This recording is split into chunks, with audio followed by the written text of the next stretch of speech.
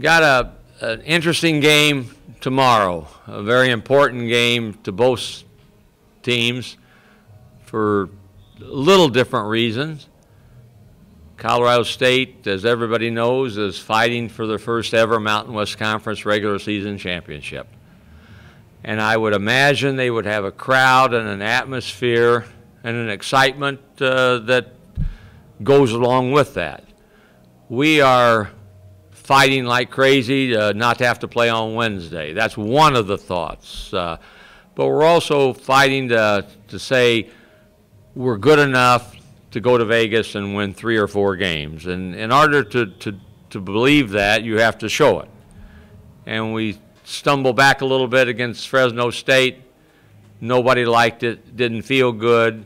And now we hopefully can get that taste out and get a positive feel and taste and go into an environment that will be tough against a team that beat us in our building. And yet I'm excited to see how we will respond. We're talented enough to go in and win. We've done that in the past. We can do that tomorrow. We'll have to play well, but we've played well before. So that's the mission, and I'm excited to see how we'll accept and respond. Anything? Steve, it's been so streaky all year. What's disappointed you the most about where you are right now? Is it lack of consistency, lack of toughness? What's been the biggest disappointment? I have mixed emotions on why it's happened. That's probably the thing that I question myself on the most. What could I have done differently as a coach to help the matters, to get us more consistent? You've hit on a lot of buzzwords, and they're all right on, spot on. We've not been consistent. Our play has been inconsistent at times during the course of a game. At times you'd say you have to play tougher. And what does toughness mean? Toughness can mean being smart enough and wise enough and composed enough under stress to make the appropriate play. It might mean to bust through a screen and not get screened. It might be fight through 2 guys and get a rebound.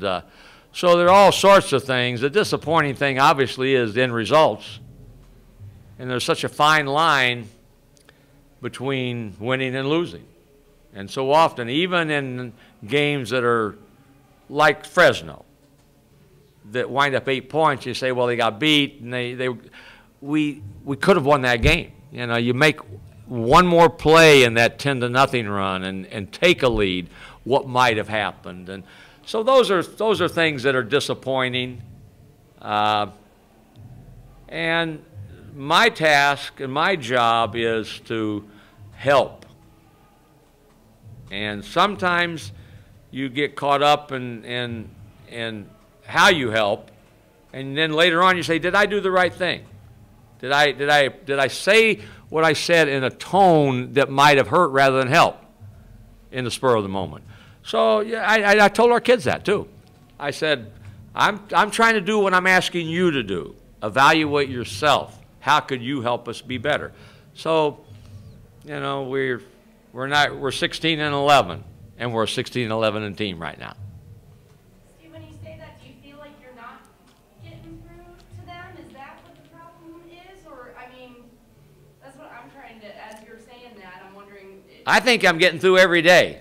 I mean, they look and give me their eyes, and they nod, and they understand. It's not a perfect world. And life sometimes throws twists at you that you have to deal with. And you have to find a way to work through it. And it might not always be pretty. You know, I'm telling you a little bit about what we talk. These are specifics we talk to our team about. You have to sometimes find a way that's not on a whiteboard. That's go out and make a play. Go out and be a basketball player. Go out and do your job. Go out and be the ultimate teammate. And I'm getting through, but we just haven't been able to, on a long-term consistent basis, do it long enough, together enough, to win more games. And that's the disappointing thing. And I try not to get frustrated, but, you know, if you use that phrase, it sometimes can be a negative phrase where it takes away from your ability to think and help. And if you're a player for me, I would say that to you. You can't allow frustration to take over your body and mind, and it'll paralyze you with whether it be fear or inability to think or whatever it might be. Do you think this team has what it takes to win 4 in a row in Vegas? Do I think we do? Yeah. I know we do. I don't think that we do. Will we? I don't know. Seeds of doubt to the public have been placed by performances like last night, or Fresno State, at San Jose State, and others in between, to say they can't do it. But I've seen us in practice do things that you say, this will allow success to be there. And really, if you go back, and I don't know the date, when we played at Air Force, and I said this before, our team has made progress since Air Force. We had a step back at Fresno. We had a step back at San Jose State. But we have made progress. We've played better. We've played with more confidence. We've got more people available to play, and we've been better. Is that going to be good enough to where we can all of a sudden be that way for 3 or 4 games in Vegas? We'll find out. We'll find out whether we are or not. We're capable. Obviously, we're capable. But we're not the Lone Ranger. There are legitimately, I would say, 5 teams, maybe 6 that are going to go in, and if they get it going, could win 3 games in a row. What are your plans for Cordell? I mean, obviously, you're not going to share all of them, but what do you have to do to prevent a 38-point game? Or was he just so good that there's nothing you can do? He had 37, I think. Or did he have 38? He had more than we wanted him to have. Yeah, he had a lot. That's point well taken. We have to do something different if he gets on a roll. We can't sit back and say, boy, he's hot. Let's hope he cools off. Well, we have to do something different. What that something different will be, we'll see. But he's a very talented player.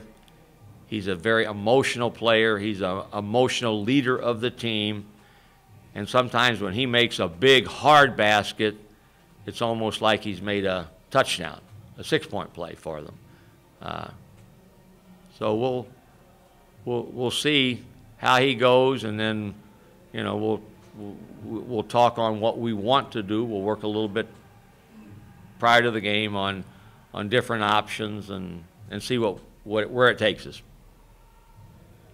I got it? But this kind of season, it's got to be nice to work with college kids as opposed to the next level. You got the energy and youth to kind of get them going, and there's got to be times where the players get you going too, being as young as they are and as energy, full of energy as college kids are. Every day is different, which is nice too. I was a high school teacher for 11 years, and I loved it. But it was rote. In the building at 7:30, be at your 8 o'clock class 10 minutes early, 15 minutes class, stand outside your door, bring your next class in. You knew every day what was going to happen. Here, some of the excitement is what's going to happen today and how's it going to happen. I love what I'm doing. I really enjoy our kids. I don't like the fact that we're 11 losses. I don't like that. Nobody does. So we're all trying to help one another change it, and we've got really, really good kids who care, who want to be successful, who want to represent themselves, their team, the program in this university in a positive way. I share with them good stuff too, and it's indicative. The compliments our kids have gotten on the road, and I've gotten back about them, how they've handled themselves on airplanes and hotels, sitting next to a stranger on a plane, they're quality. And that wins for you. And that'll help us whether it's this year, whether it's next year. That's helped our program be our program.